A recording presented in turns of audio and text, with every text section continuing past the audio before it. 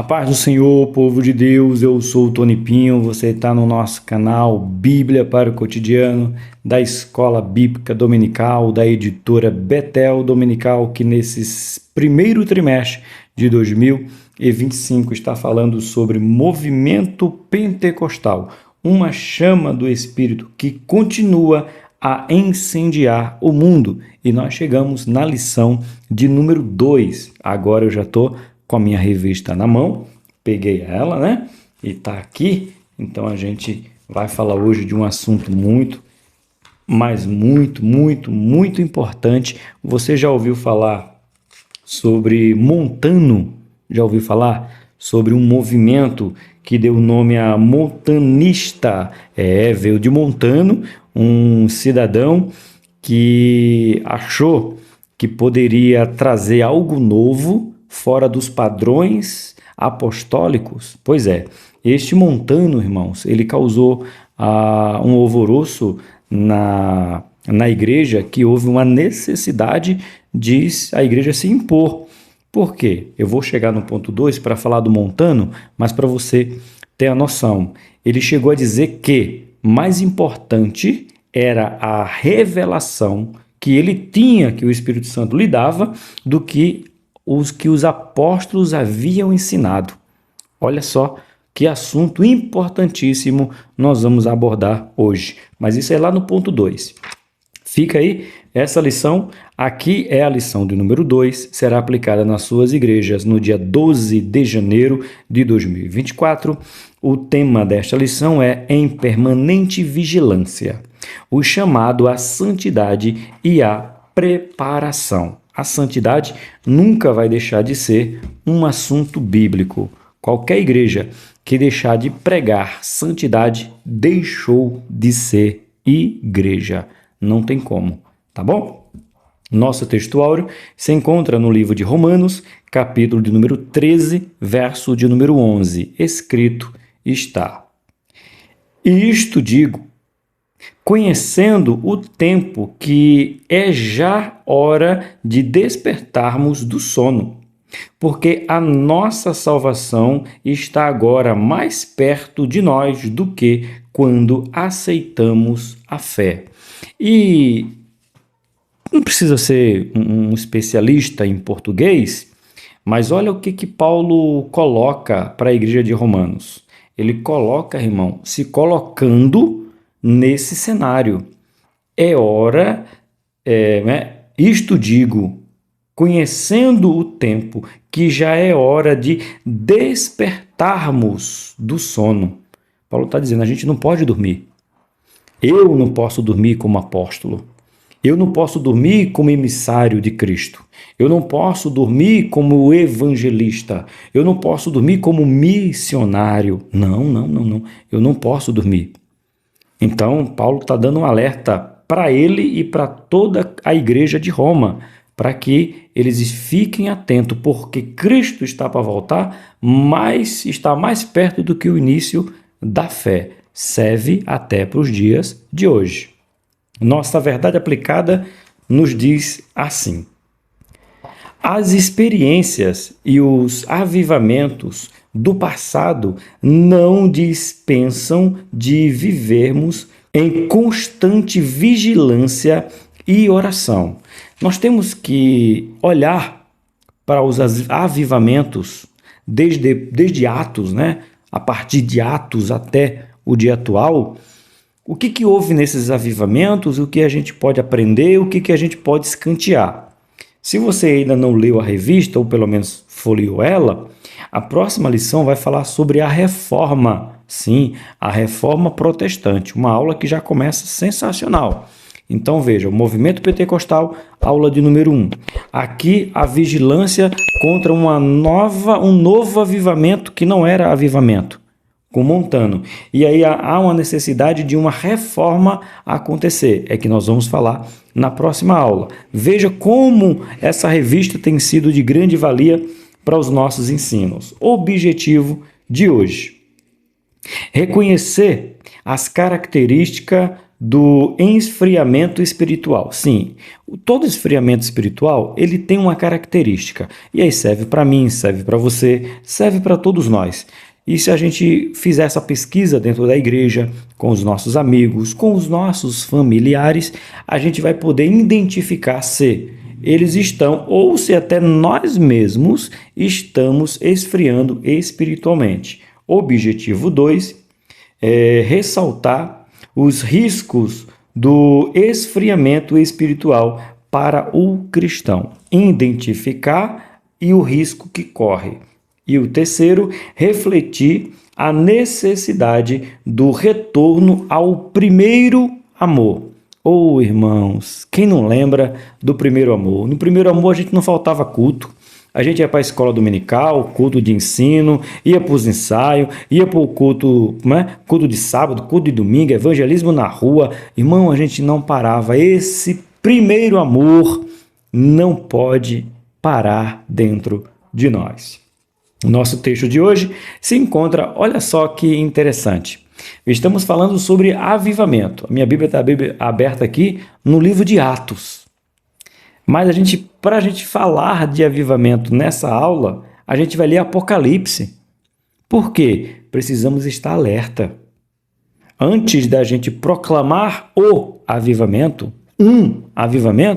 temos que estar alerta primeiro. Por isso que vamos ler, ou é a leitura aqui do nosso texto áudio de hoje, Apocalipse capítulo 2, do 1 ao 5, escrito está: Escreve ao anjo da igreja que está em Éfeso. Isto diz aquele que tem à sua destra as 7 estrelas, que anda no meio dos 7 castiçais de ouro. Eu sei as tuas obras e o teu trabalho e a tua paciência, e que não podes sofrer os maus. E puseste à prova os que dizem ser apóstolos e não são, e tu os achastes mentirosos. Posso parar aqui um pouquinho? Posso parar aqui. Eu quero dar uma ênfase, porque nessa geração, irmãos, essa geração que nós vivemos, eu vivo nela, então eu posso falar, a gente foi ensinado, veja, não confunda uma coisa com a outra, não vamos generalizar, tá bom? Vamos ter muito cuidado no que eu vou dizer, tome muito cuidado. A gente está ouvindo muito aí, Jesus não envergonha ninguém, Deus não envergonha ninguém. Meus irmãos, tomemos cuidado, porque isso não é uma verdade. A gente não está falando de fazer vergonha para todo mundo aí agora à toa, mas isso não é verdade. A Bíblia é um livro que traz vergonha para aqueles que fazem coisas erradas. Desde o Antigo Testamento até ao livro de Apocalipse. Vamos lá, vamos mudar. Desde Gênesis a Apocalipse a gente tem Deus envergonhando. A gente tem o Espírito Santo envergonhando. A gente tem o próprio Jesus envergonhando. Professor, você ficou louco? Não, irmãos. A gente está sendo treinado a dizer que a gente não pode envergonhar ninguém que está em pecado. Isso é mentira. Deus expõe o pecado de Caim por ter matado Abel. Deus expõe. Então envergonhou ele com o pecado dele. E ainda coloca uma marca nele. Quem te achar não vai te matar. Mas sabe que eu tenho um negócio contigo. Deus, irmãos, não poupa. Davi, segundo o seu coração, envergonha Davi perante o profeta, dizendo que tu é esse aí. Cuidado, meus irmãos. Quando a gente chega no Novo Testamento, a gente tem Jesus mostrando que os fariseus, os escribas, os mestres da lei são tudo hipócritas, mentirosos, enganadores. Jesus envergonha eles em público. Então veja, vamos poderá, pelo amor de Jesus. O Espírito Santo, em Atos, diz o quê? Pedro pergunta, Ananias e Safira, o que vocês fizeram? Vendemos por tanto. Foi envergonhado. Ação da graça do Espírito Santo já derramado e comete lá, irmãos. Paulo, nas cartas de Paulo, Paulo fala 2 ou 3 vezes, entrego para Satanás. tal que comete tal ato. Então, cuidado. E o Espírito Santo está aqui. Ou você pode usar o Espírito ou pode usar Jesus. Diz que conhece as obras da igreja de Éfeso. Eles resistiram na cara, os falsos apóstolos. Isso não é envergonhar, não, irmãos? Cuidado. Mas sabe de onde é que começou a vir essa história que a Bíblia não envergonha ninguém? Sabe por quê?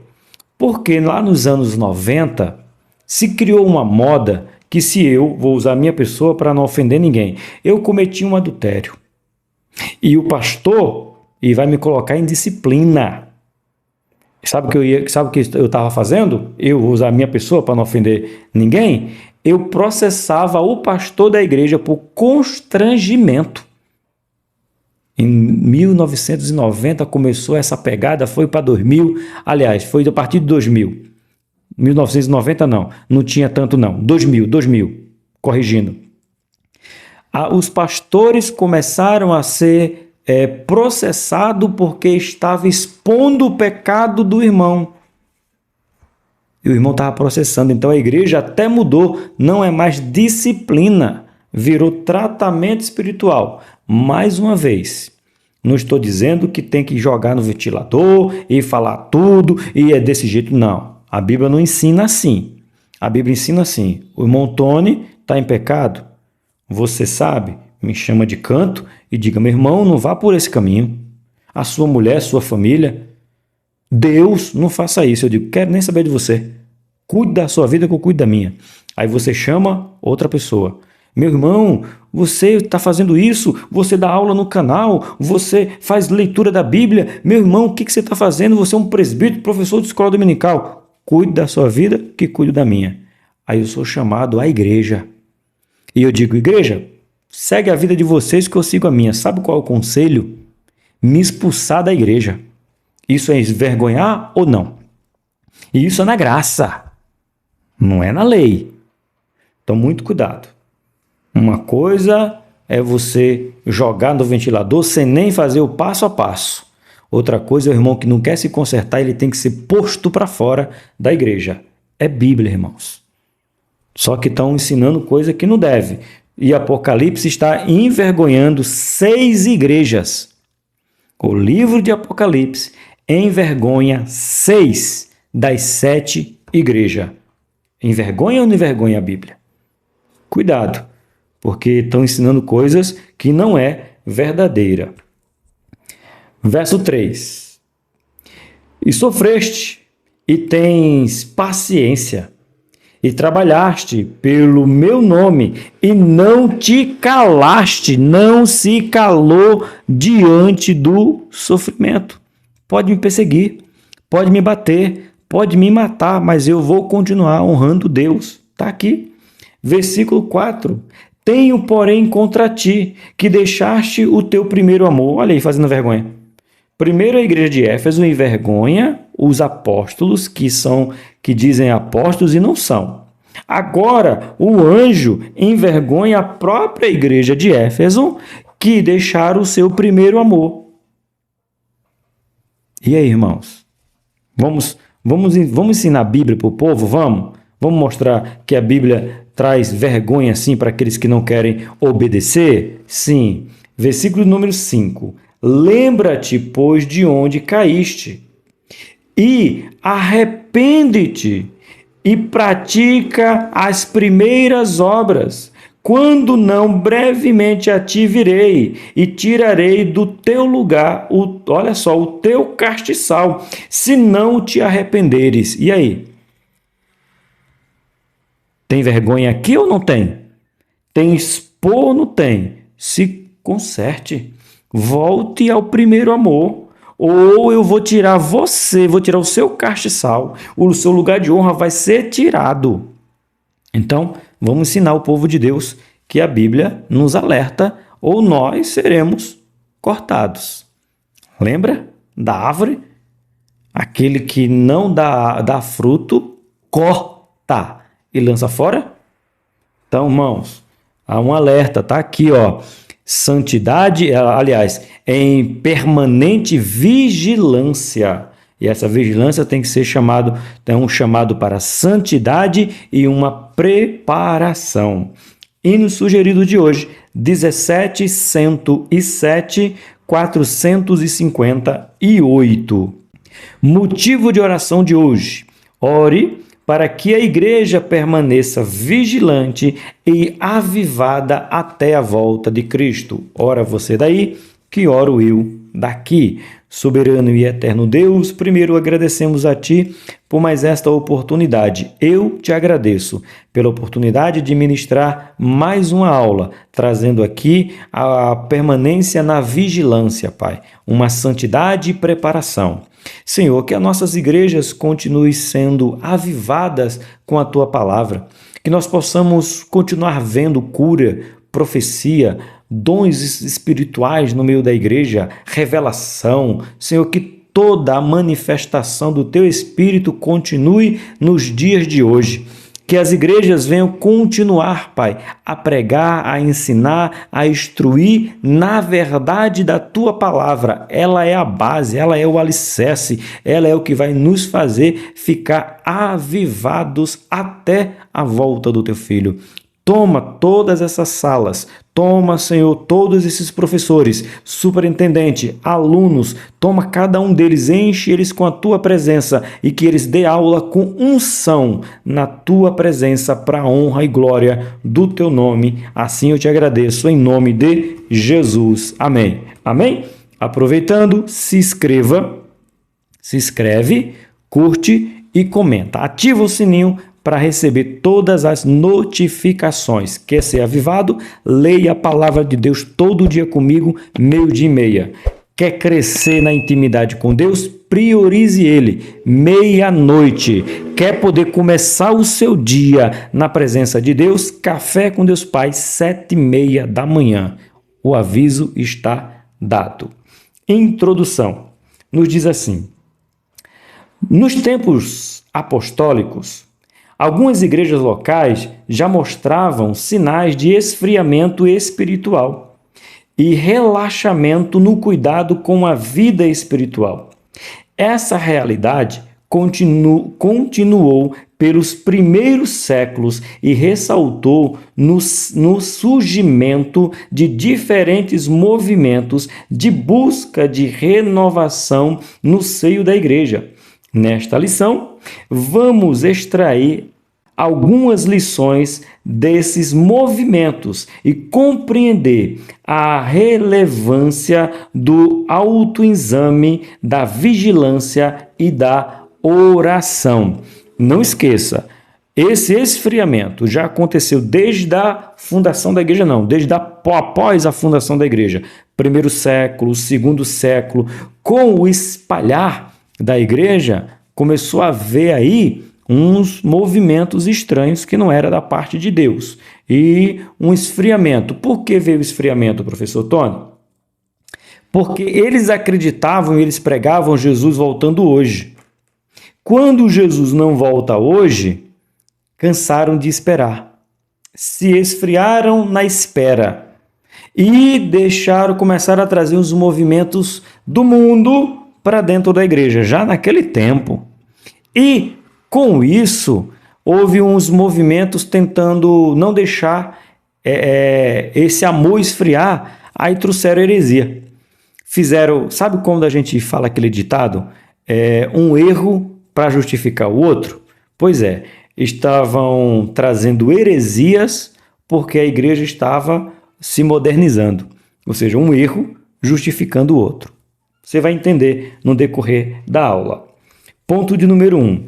As igrejas da Ásia. Ao fim da era apostólica, algumas igrejas locais já apresentavam desvio doutrinários e esfriamento espiritual, conforme o conteúdo das cartas enviadas às 7 igrejas locais da Ásia. Pelo que a gente vê, a gente tem 7 igrejas.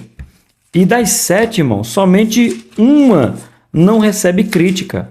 Ou seja, se a gente tem a igreja criada, fundada no livro de Atos, a sua expansão em todo o território e até fora de Israel por causa da perseguição. E, em seguida, a gente já vê uma carta sendo escrita, ou no caso aqui, 7 cartas sendo escritas para as igrejas, é porque as igrejas já tinham deixado o primeiro amor, igual a igreja de Éfeso. Já tinham deixado os princípios apostólicos, não há necessidade de escrever. É como se uma igreja fosse fundada hoje e daqui a 10 anos você tem que dizer para ela: está errado? Vocês estão esquecendo do que a gente aprendeu no começo? Pois é, era mais ou menos isso que estava acontecendo. E escrito está provando que aconteceu dentro da igreja primitiva. Continua, isso é 1:4, né? Aqui, se quiser, vou ler para você Apocalipse 1:4. E João, as 7 igrejas que estão na Ásia, graça e paz convosco, seja convosco, da parte daquele que é, que era e que há de vir, e dos 7 espíritos que estão diante do seu trono. Ou seja, escreve às igrejas. Não deveria, né, irmãos? Mas há uma necessidade por causa de esfriamento. Mas bora lá. Exilado na ilha de Patmos, o apóstolo João foi instruído pelo Senhor a escrever tais cartas cujos conteúdos continham louvores, admoestações e conselhos específicos para a comunidade cristã daquela região. Já lemos. Primeiro, 1.1, a igreja de Éfeso. Vamos falar sobre ela.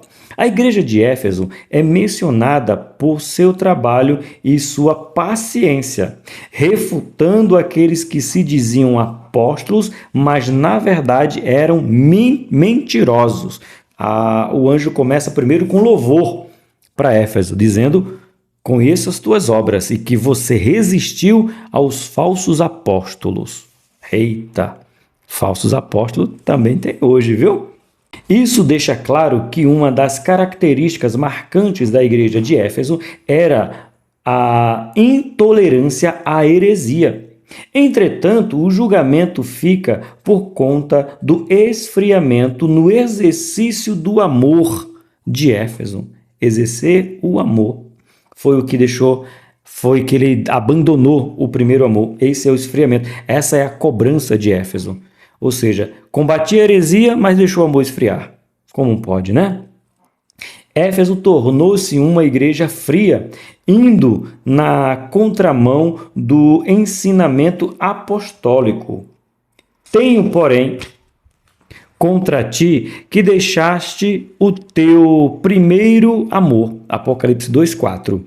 A recomendação é que a igreja se lembre de onde caiu, se arrependa e volte a praticar as suas primeiras obras. Veja, é uma crítica, é uma exposição, porém é um aviso: lembre-te de onde caísse. O que eu fazia como pessoa que não faço mais? O que eu fazia quando me chamavam vamos à casa do Senhor? O que eu fazia para estar na casa do Senhor que hoje eu não faço mais? Serviu para Éfeso, pode servir para você. Você já leu a Bíblia esse ano? Você já jejuou esse ano? Você já consagrou esse ano? Você já foi para a escola dominical esse ano? Você já fez algum devocional esse ano? Tá vendo? Ou para o ano passado eu fiz tudo isso e agora já é 6 de dezembro e eu não fiz nada disso, meu Deus! Será que eu estou ficando frio? Esse é o alerta, tá bom? Lembra-te de onde caíste. Agora vamos falar de Laodiceia, 1.2. Laodiceia.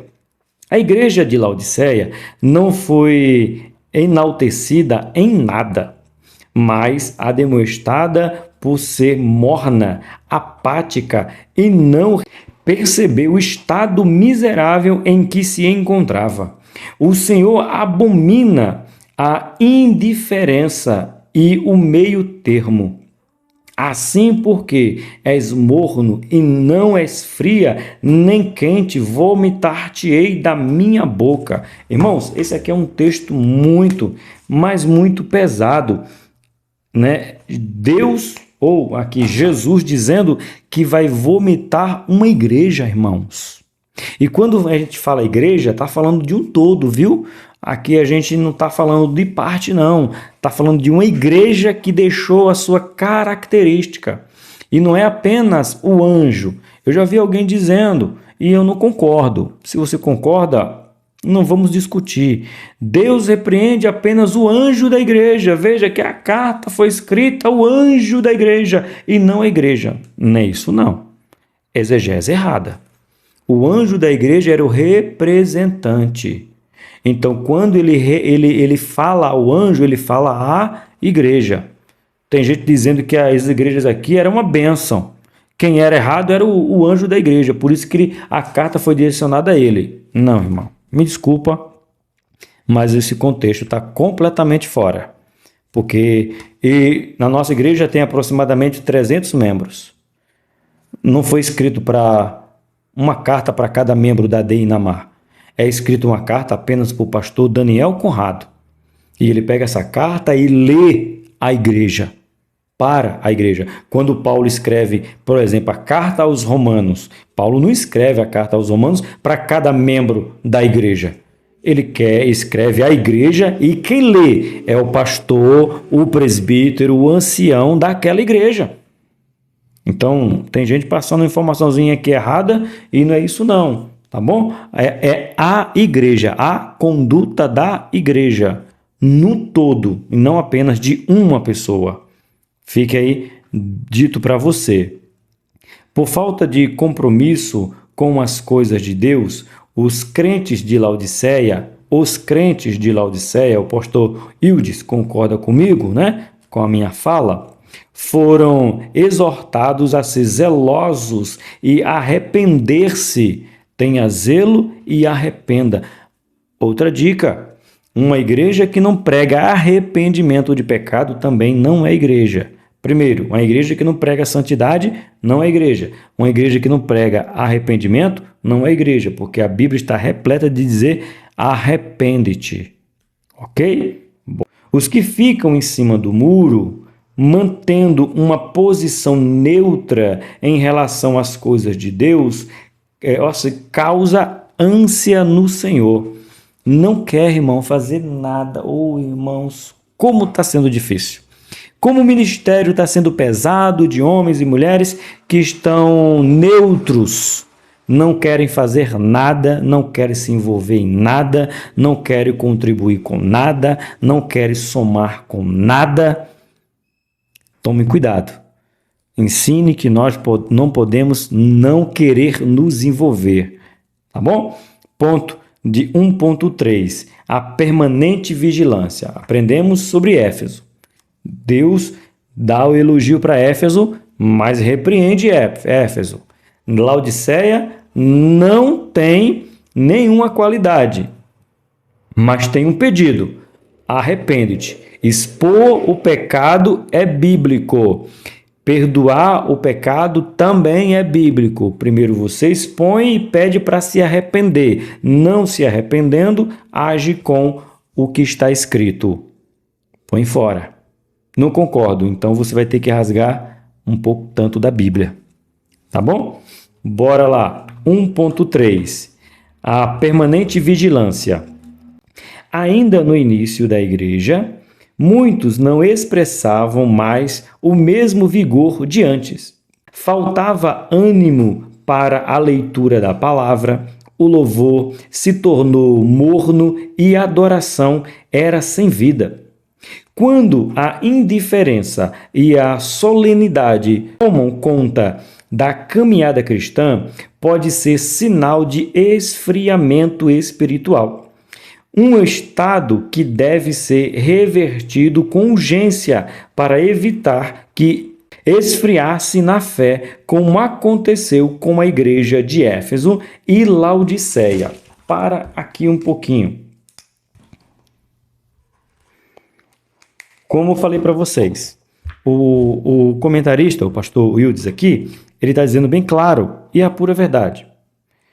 Uma igreja que não tem mais prazer em ler a palavra de Deus. A nossa igreja, eu estou gravando no domingo, inclusive, O pastor Daniel Conrado, desde que ele chegou, ele implantou o seguinte: um capítulo por culto. Hoje, quem leu a leitura oficial foi até eu. Um capítulo, Marcos, capítulo de número 4. Segunda-feira, amanhã, que eu estou gravando no domingo à noite, para você saber, vai ler Marcos, capítulo 5. Na quarta, Marcos, capítulo 6. Na sexta, no domingo, que é domingo culto, Marcos, capítulo 7. Um capítulo por culto. A igreja não pode perder o prazer de ler a Bíblia. Os louvores, algo mecânico, irmãos. Não tem mais a ser disponível, aliás, ser espontâneo é a palavra, não mais. Uns louvores mecânicos, na mesma batida, no mesmo ritmo, na mesma coisa. Não tem o espontâneo. Então está se tornando quase legalismo. É uma característica de um esfriamento. Não ler a Bíblia, ir para a igreja por ir, não louvar espontaneamente, não expor pecado, não chamar ao arrependimento, não proclamar santidade. Tudo isso são características de um esfriamento na vida do crente. Certo? Para encerrar esse ponto, se não voltar logo ao primeiro amor, jamais viveremos o refrigério de um amplo, intenso e necessário avivamento. É necessário percebermos o que estamos fazendo melhor, o que deixamos de fazer, o que você, eu, nós deixamos de fazer. Faz essa pergunta na sua sala. O que deixamos nós de fazer que fazíamos antes? Pode ser que estamos abandonando o primeiro amor. Bora para o ponto de número 2. E aqui é um ponto que talvez muitos de vocês nunca ouviu falar de Montano. O que Montano fez? Qual foi o problema de Montano? O princípio de Montano, irmãos, foi um princípio bom. Montano viu que o mundanismo estava entrando dentro da igreja. Porém, sabe quando aquele ditado que eu falei lá no começo? Você quer justificar o seu erro por causa do meu? Tem gente que é assim? Eu errei porque fulano também errou. Não tem isso aí? Ponto. Foi o que o Montano fez. Estão deixando o mundo entrar dentro da igreja. Então agora a palavra não é suficiente. Vamos trabalhar apenas com revelação. A revelação é maior do que a palavra. Ou seja, um erro que estava justificando o erro dele. E uma coisa é separada da outra. Se Montano não tivesse ido por esta vereda de querer sobressair da palavra, a atitude dele era nobre. Defender o avivamento na igreja, o calor, a paixão pela palavra. Mas ele fez o quê? Disse que a palavra não era suficiente. Suficiente agora eram as revelações dele. Eu vou comentar sobre algumas igrejas que trabalham apenas com revelação. Bíblia para ele só tem um nome, mas ele nem usa mais. Ok? Bora lá. Ponto de número 2. O movimento montanista surgiu na metade do século II em Ardaben ou Ardabeu, aldeia que fica na fronteira entre as províncias romanas da Frígia e da Mísia, na Ásia Menor. Os montanistas pregavam uma nova revelação concedida a eles. Veremos aqui a conexão desse movimento com o pentecostalismo. Como eu já falei, já dei essa introdução para você. Montano consegue trazer para a igreja, para o movimento dele, 2 mulheres, e Montano, irmão, ele pregava um negócio terrível. Ele dizia que não era muito a favor do casamento, não. Ele queria pela vereda de Paulo, que todo homem fosse como eu. Dizem até que ele abandonou a esposa e que essas 2 mulheres, me fugiu o nome delas agora, há uns nomes difíceis de pronunciar, abandonaram seus maridos para segui-lo. Então, eles pregavam jejuns intensos que o próprio Jesus condenou. Sim, o povo queria fazer jejum. Lembra lá da oração do fariseu e o publicano?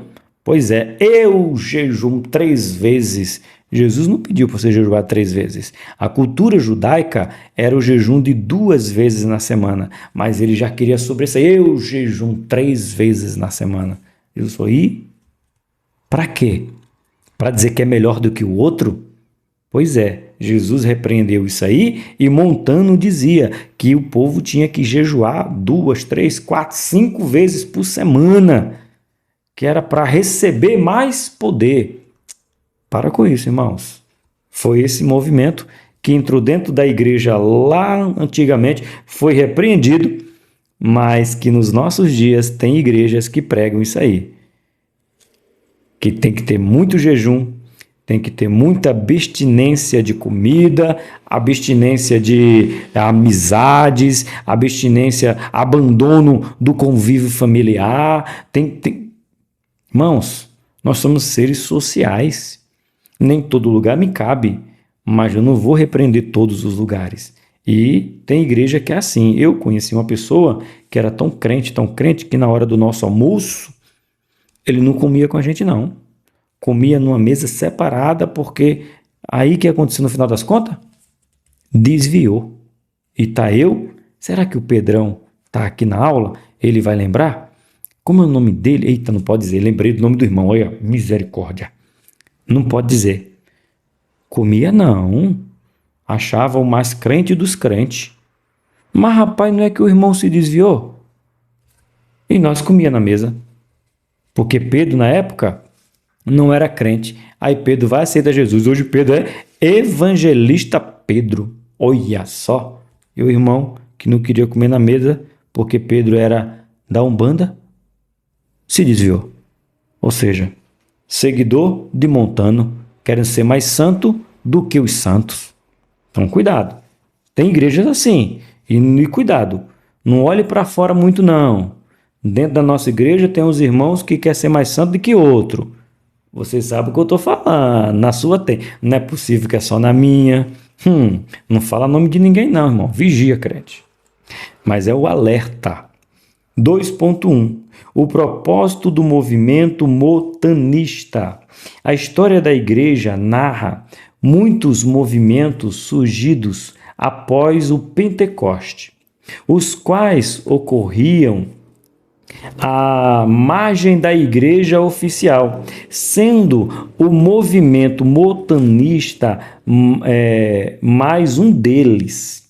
Para Wilker, este movimento foi uma reação às tendências seculares que já se faziam sentir na igreja. Deixa eu marcar isso aqui, que isso aqui é importante.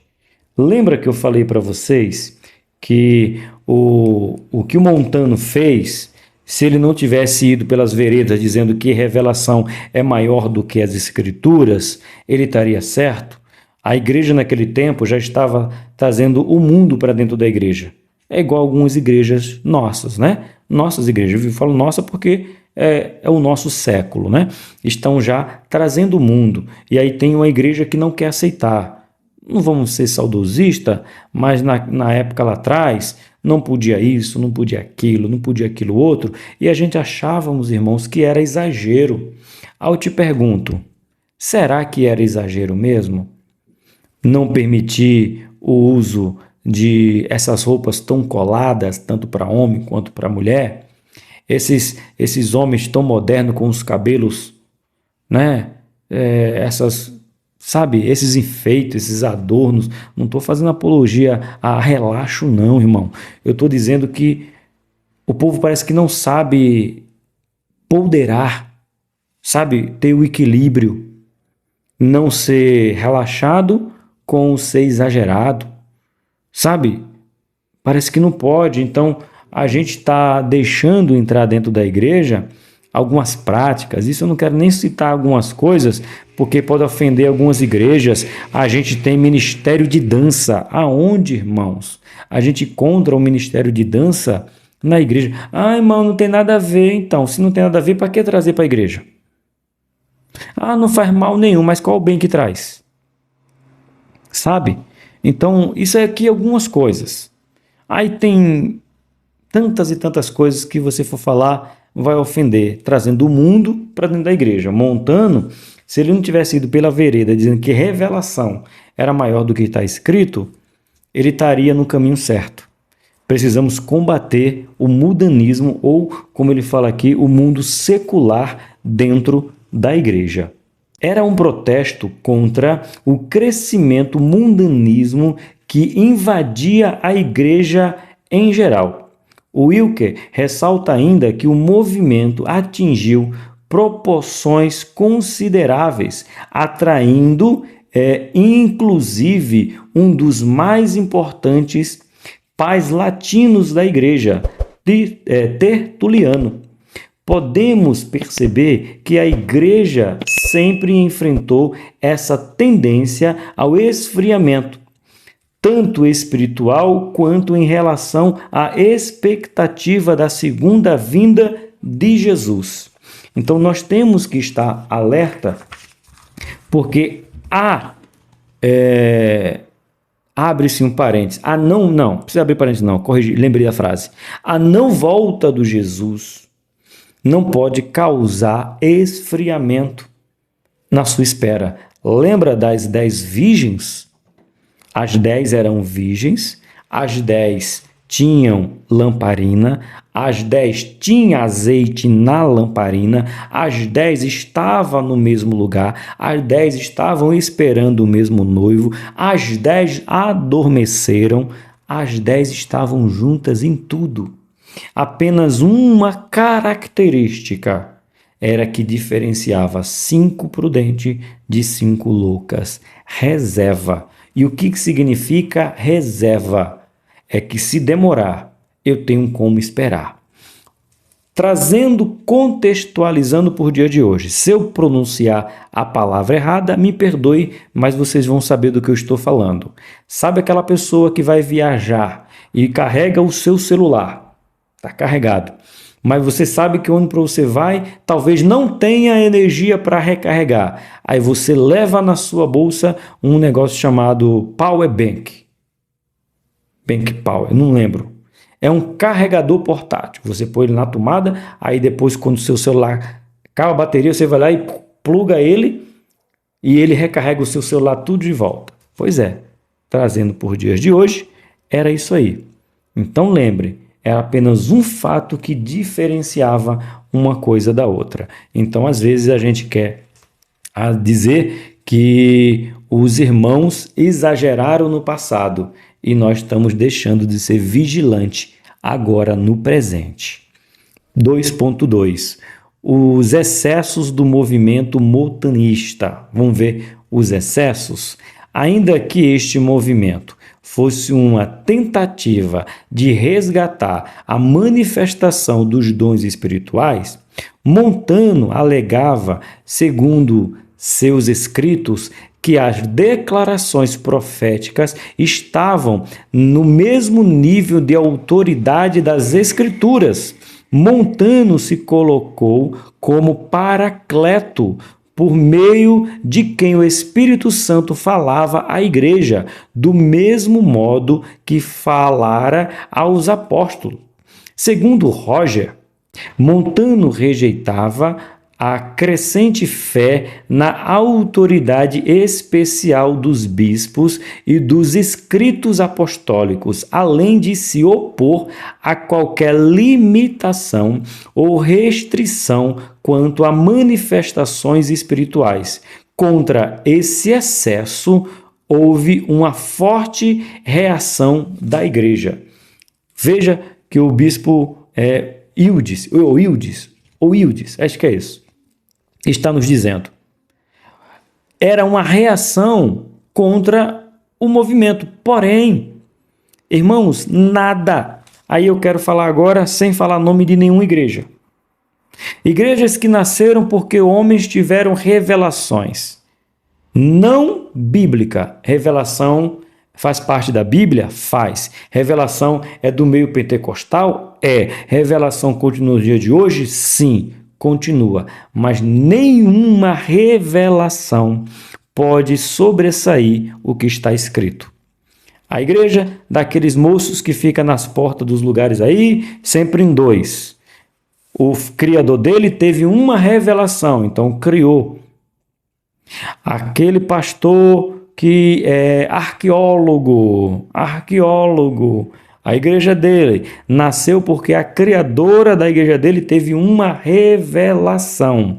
E tanto um quanto o outro, revelação fora dos padrões bíblicos. Os outros, que gostam de visitar as igrejas, as casas, sabe? Também nasceu de uma revelação não bíblica. Tudo movimento de heresia. Estou dizendo para você, 3 movimentos de heresia que nasceram de revelação, que não tem nada a ver com pentecostalismo.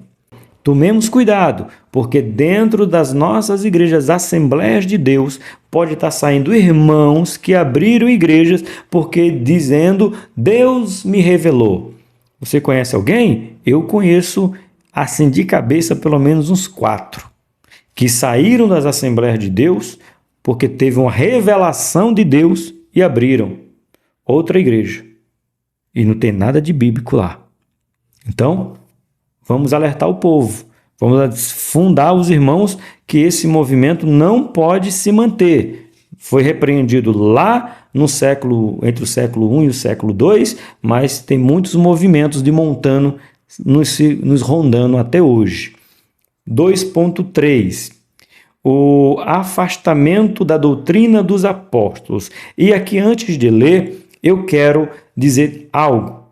Nenhuma revelação pode virar doutrina. Nenhuma revelação pode virar doutrina. Eu vou trazer um absurdo para você, que aconteceu nesse tempo. Eu não sei se o pastor já é morto, né? Mas dá um Google aí, eu não vou lembrar o nome dele. Mas se eu contar o fato para você, talvez se você colocar no Google, você acha. Você acredita que teve um pastor, presidente de um ministério, que disse que teve uma revelação, que na ceia ele ia pegar o sangue dele, colocar no vinho e dar para os irmãos beber? Mentira, professor. Irmãos, eu não estou falando de uma igreja de bairro com 3, 5, 10 membros, não. Eu estou falando de igreja com centenas de milhares.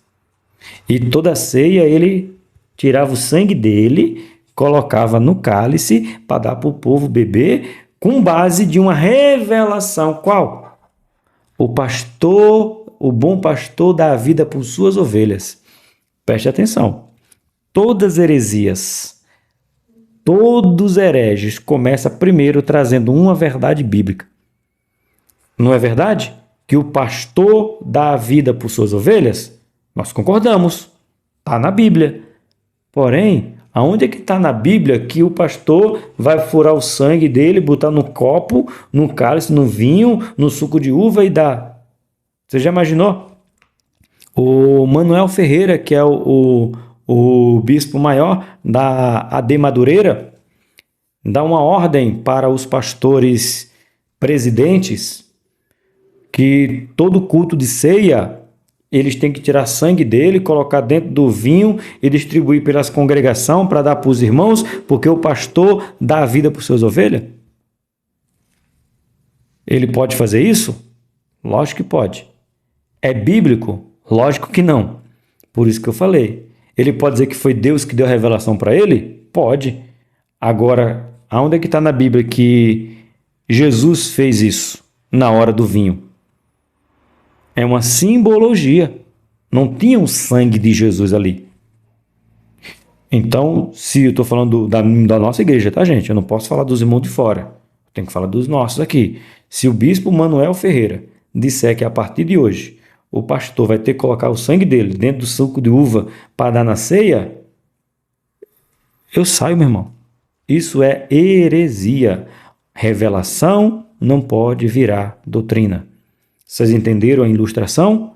Pois bem, agora procura aí e você vai ver se aconteceu isso ou não na nossa história de um homem que fez isso. Por isso que é o ponto 2.3. O afastamento da doutrina dos apóstolos. Ao longo dos anos, a igreja foi ficando mais dependente da gestão humana do que da ação do Espírito Santo. Isto deu margem ao surgimento de vários movimentos religiosos que ansiavam por um retorno da igreja à doutrina e ao vigor espiritual dos tempos apostólicos. Refletir acerca desse movimento na história da igreja nos leva a compreender a necessidade de autoexame contínuo sob a indisponível ação do Espírito e à luz das Escrituras. Ou seja, não podemos aceitar revelação como doutrina. Doutrina é o que está escrito na Bíblia. Revelação é para aquele momento. Nenhuma revelação pode virar doutrina. Doutrina já está posta. Ponto. Acabou. Foi fechado. Não cabe mais nada. Não entra mais nada. Não sai mais nada. Montoni teve uma revelação que agora vai ter que fazer isso e ele vai abrir uma igreja que lá eu conheci uma igreja. Também não vou dizer o nome dela. Boa, eu tinha esquecido dessa igreja aí.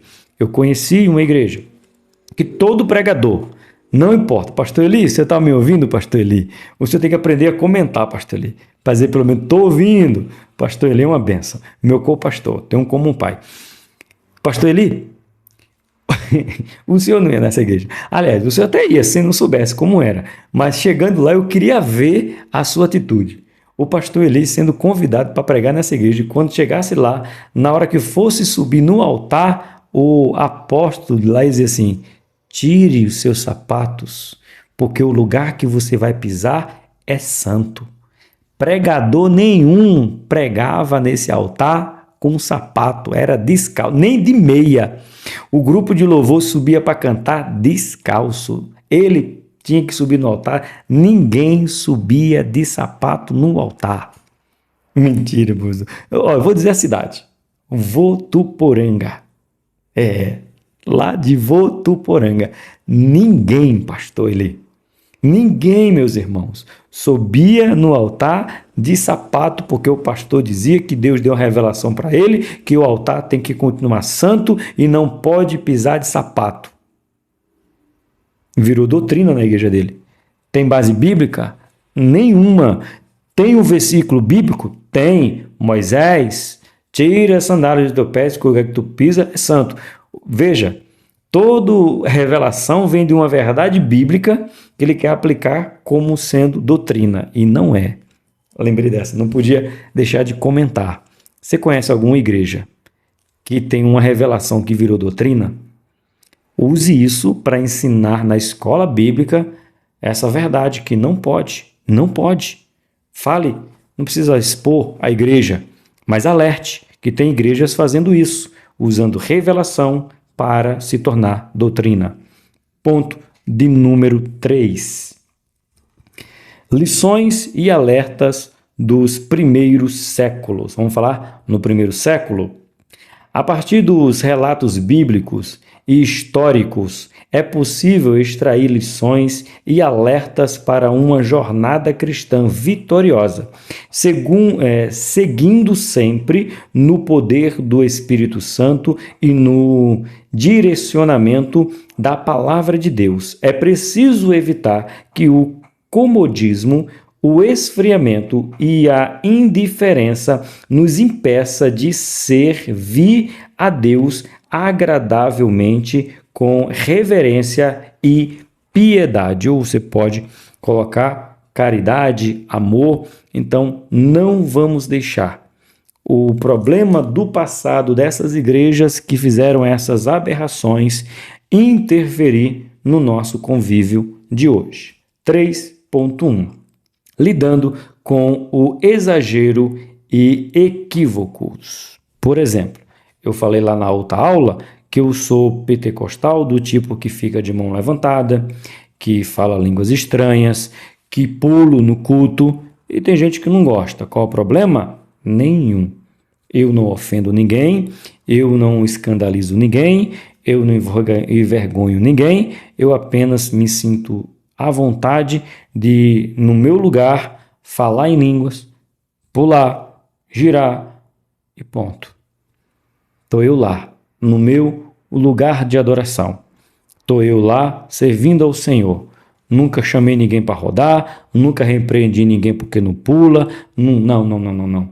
Cada um faz o que achar melhor na presença do Senhor. E eu me sinto à vontade, pulando, falando em línguas, rodando e não incomodo ninguém. Pode ir lá na Deinamar que você vai me ver desse jeito. Ponto. E agora, exageros e equívocos. E aí? Exageros temos. Temos os exageros. E os equívocos? Também. Bora ler e a gente vem com a explicação. É preciso prudência para lidar com os exageros e equívocos que venham a surgir na igreja. Por isso, é bom refletir sobre como Paulo lidou com as questões do uso dos dons espirituais na igreja em Corintos. Havia exageros ali, pois parece que alguns ignoravam o propósito dos dons enquanto outros se sentiam superiores. Mais uma vez, marca aí. Tinha uns que não sabia para que serviam os dons. Era uma bagunça generalizada. E os outros, que é a parte pior, para mim, esse exagero, dá para você chamar o irmão e dizer, irmãos, você está girando aí, você vai bater numa criança, sai bater num ancião. Irmãos, se contenha, você pode machucar alguém. É um exagero que você pode ter aqui. Mas e esse equívoco de achar porque eu profetizo, sou maior do que aquele que não profetiza? Eu que falo em línguas e interpreto, me acho superior àquele que não fala. Eu que sou batizado, sou maior do que aquele que não é. Irmãos, é melhor tratar do exagero do que desse que se acha superior ao outro porque tem um dom. Nunca na minha vida me senti superior a ninguém porque tenho o dom do ensino. Eu tenho um dom. Pela minha escolaridade seria impossível dar aula, mas eu tenho esse dom e nunca me senti superior. Eu falo em línguas e nunca me senti superior do que quem não fala. Então, temos que tratar. Mas esse ponto aqui, ele é lindo para a igreja. Paulo corrige o exagero, mas não proíbe o mover. Então, podemos chamar o irmão e dizer, irmão, menos? Podemos, mas não podemos proibir, porque Paulo não proibiu, certo? Vamos continuar. O apóstolo então escreveu sobre a unidade do corpo de Cristo, a responsabilidade de cada membro, o propósito dos dons, a necessidade de ordem e decência e no caminho ainda mais excelente. Qual é o caminho? Amor. Eu amo o irmão que não fala em línguas, por exemplo. Amo meu pastor Eli, como já lhe falei, considero como um pai, mas eu nunca ouvi o pastor Eli falar em línguas. Já vi o pastor Eli animado, chorar, já vi o pastor Eli pulando do jeito dele, não é pulando, né? Mas ele é mais contido. Mas, e aí? Já vi ele chorando, irmão. Um dia ele foi pregar, irmão, mas, eita Jesus, ele queria disfarçar que estava chorando. Mas é o jeito dele, irmão. Já o pastor Daniel Conrado, meu irmão, é glória misturado com aleluia, e grita, e pula, e receba, e tome, e vai. Irmãos, a gente tem que ser maduro, que na igreja vai ter os irmãos que faz de um jeito, que faz do outro. E Paulo disse: o que prevalece é o amor. O pastor Eli me ama e eu o amo. Eu de um jeito e ele do outro. Mas não é porque fala em língua, porque profetiza, que é melhor do que o outro. Tem exagero? Tem. Bora podar o exagero? Bora. Virou até uma crítica. Deixa o menino rodar. Por quê? Virou essa música de uma crítica. Porque queriam podar esse mover, mas vivia fazendo coisa errada. É melhor podar o menino que roda do que um soberbo que tem dom e quer ser superior ao outro. Ponto. Falei. Bora simbora. Isso significa que houve instrução, correção e esclarecimento, mas sem extinguir, desprezar ou proibir as manifestações dos dons espirituais. Lembra o que disse o próprio Paulo? Não proíba falar em língua. Eu falo mais do que vocês. Paulo não proibiu. Paulo só disse que tinha que ser com ordem e decência. Não tem proibição. E tem igrejas, assembleias, estou falando para assembleanos, se você não é da assembleia, coloque aí, pastor, eu não sou assembleia. Professor, eu não sou assembleia. Coloque aí, para eu saber. Se você não for, mas tem assembleano querendo proibir o irmão falar em língua. Não pode falar em língua no microfone. Irmãos, é sério que tu está preocupado com isso? Cadê o amor? Bora se preocupar com outra coisa, vamos, tem tanta coisa mais importante, certo? Não proíba a manifestação do Espírito Santo. Ensine como ter a manifestação, mas não proíba, porque Paulo não proibiu. 3.2. O contínuo autoexame.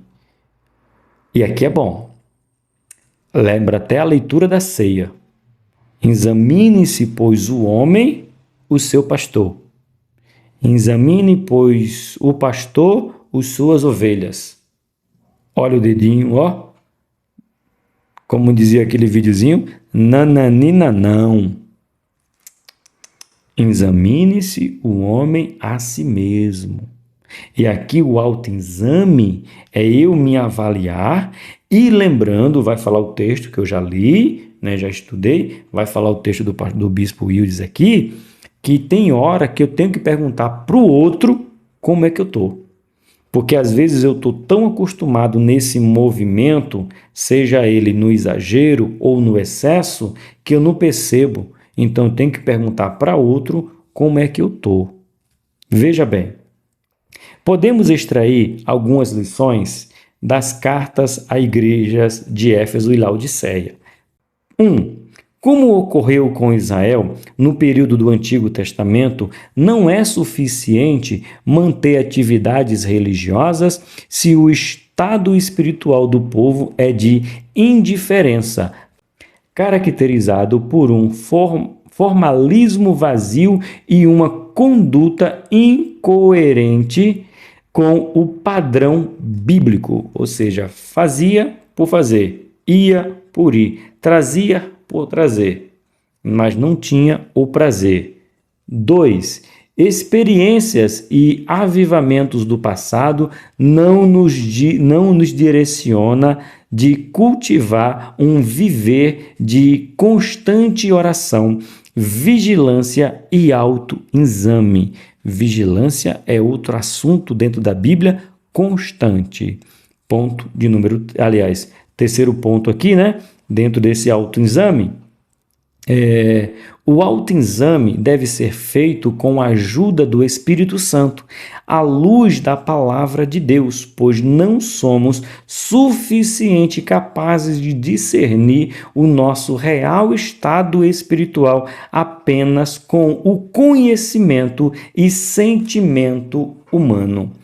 Abre a Bíblia e pergunta se você se encaixa no livro de Atos. Pergunta ao Espírito Santo o que ele acha do que você está fazendo. Chegou uma resposta inconclusiva? Chama um amigo, chamam o pastor, chamam o irmão crente, mostra para ele que você não quer esfriar espiritualmente, você não quer impedir o agir do Espírito Santo, e se você está errado, mas seja sincero, me ajuda a manter esse fogo ardendo pela palavra de Deus.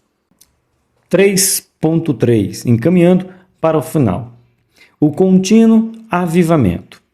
A palavra de Deus traz muitos alertas quanto aos últimos dias.